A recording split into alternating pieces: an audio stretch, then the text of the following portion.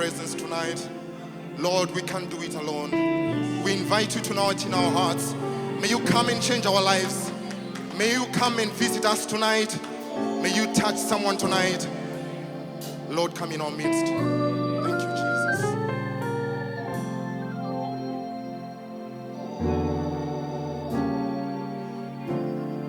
You know, 2,000 years ago, there's a man who left heaven for you.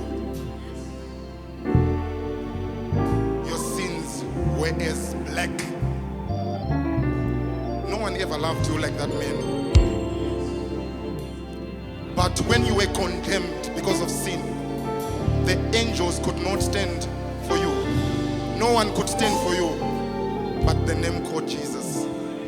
That man came down from heaven and went on Calvary and gave his life for you. So tonight we just want to be grateful to the Lord as we appreciate Calvary tonight.